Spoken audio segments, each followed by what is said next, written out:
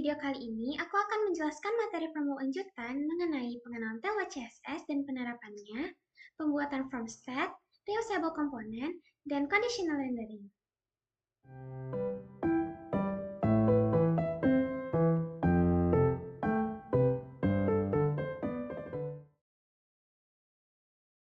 Tailwind CSS merupakan framework utility first yang memungkinkan kita membangun UI dengan cepat menggunakan kelas CSS yang sudah disediakan, tanpa perlu membuat kelas CSS secara manual. Kelas yang sudah disediakan oleh Tailwind CSS sudah sangat lengkap sehingga kita bisa membuat styling yang sederhana maupun styling mengikuti desain yang kita miliki. Terdapat beberapa kategori Tailwind CSS, yaitu spacing, typography, border and radius, background and colors, flexbox and grid, serta shadow and effects. Untuk menginstal Tailwind CSS, kita buka terminal Command Prompt di Visual Studio Code.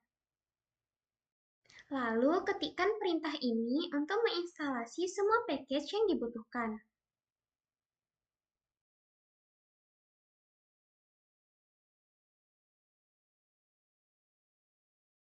Setelah berhasil, buka file vt.config.js, lalu tambahkan import Tailwind CSS dan plugins Tailwind CSS.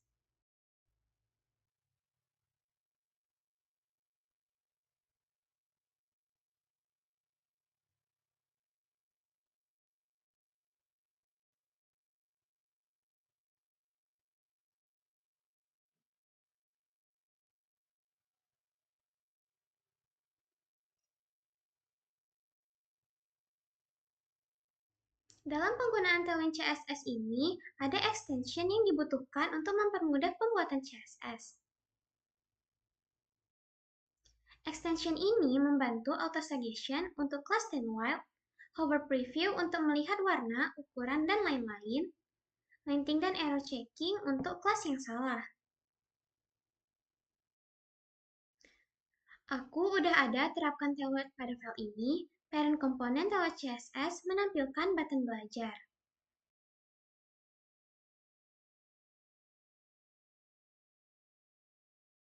Nah, di file ini juga ada kategori Tailwind CSS lainnya menjadi child component.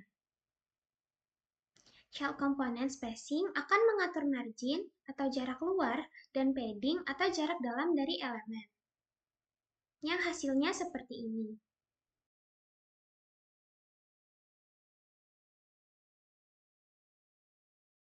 Child component typography akan mengatur ukuran, warna, dan gaya teks.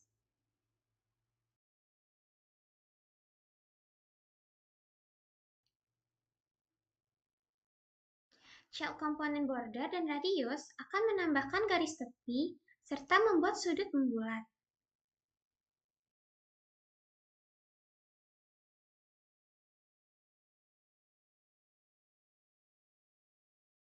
Child component background dan colors akan mengatur warna latar belakang dan warna teks.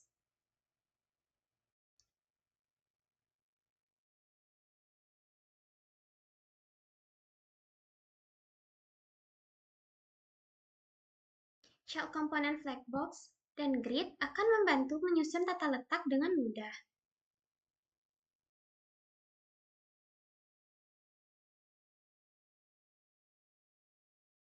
Child component shadow dan effects akan menambahkan bayangan dan efek visual lainnya.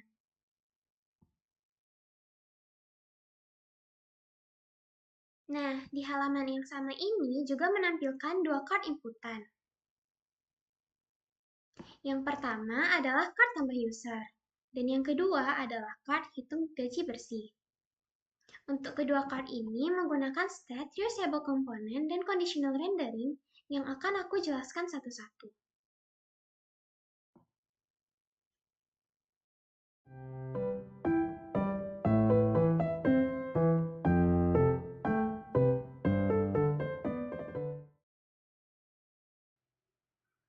State merupakan tempat menyimpan dan mengelola data yang bisa berubah dalam suatu komponen React. Jika terdapat 2 atau 3 inputan yang perlu diambil value-nya, maka state juga disiapkan sebanyak inputan tersebut.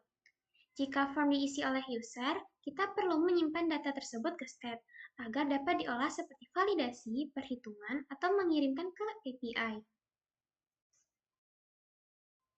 Di sini aku implementasikan kodenya sesuai dengan tema project aku, yaitu apotek. Aku buat dua form, ada form customer dan produk.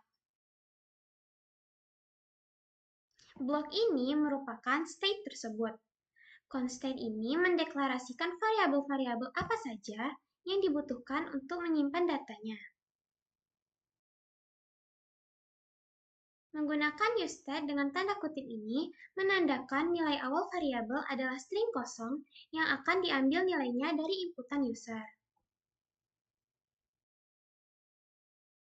Apabila ingin membuatkan rule sendiri seperti perhitungan pada form perhitungan gaji yang aku tunjukkan sebelumnya, bisa kita buatkan aja deklarasi variabel dengan menetapkan nilainya seperti ini. Kembali ke form apotek, seluruh set variabel tadi akan disesuaikan pada inputan dengan menerapkan event handling on change seperti ini. I-target value inilah yang akan mendapatkan nilai inputan user.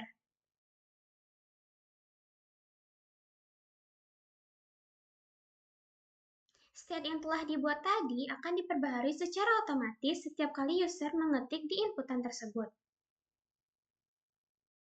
Pada form product ini, aku juga menggunakan drop-down untuk memilih kategori obat yang dibuatkan dalam bentuk seperti ini.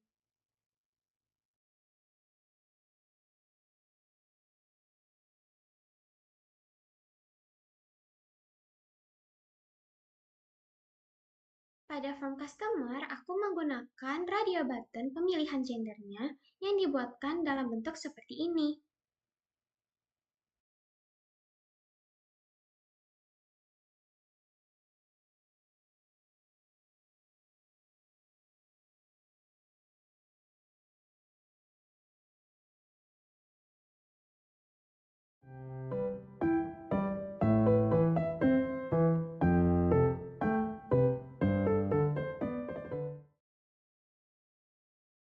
Reusable component merupakan suatu komponen yang bisa digunakan berulang kali sehingga pengembangan bisa lebih efisien dan terstruktur.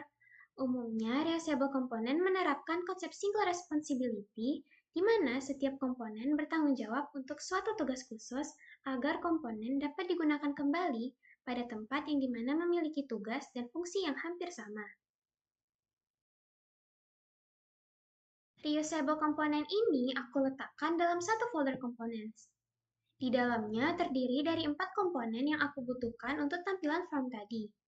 Masing-masing komponen ini memiliki CSS tampilannya, diikuti dengan props yang dapat disesuaikan dengan halaman nantinya. Misalnya pada komponen input, memiliki props seperti label, type, placeholder, dan onChange dengan kode CSS yang sesuai.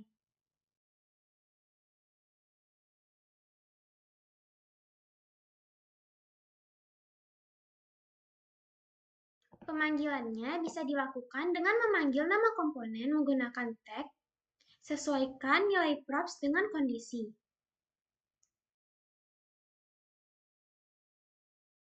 Hal ini berlaku untuk reusable komponen lainnya.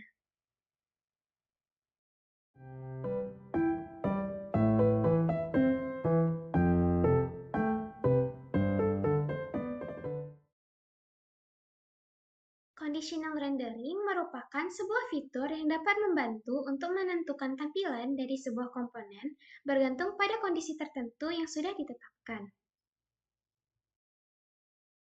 Penerapan conditional rendering ini mirip dengan if-else atau percabangan, di mana akan mengecek kondisi-kondisi tertentu. Pada form ini, jika nama obat, jumlah, harga, kadaluarsa, dan kategori belum diinputkan semuanya, maka akan menampilkan pesan error ini.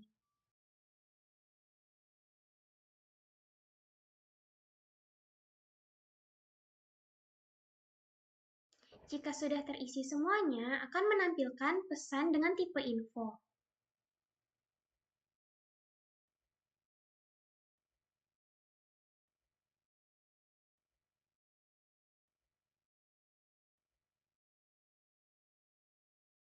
Tampilan ini diambil dari komponen alert, di mana tipe error akan berwarna merah dan tipe info berwarna biru. Nah, kita coba untuk mengisi semua datanya.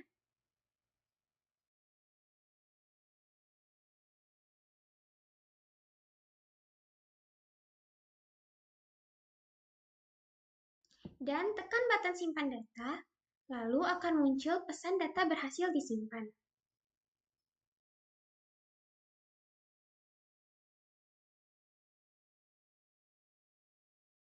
Semoga video kali ini dapat bermanfaat dan membantu teman-teman semuanya. Sampai jumpa!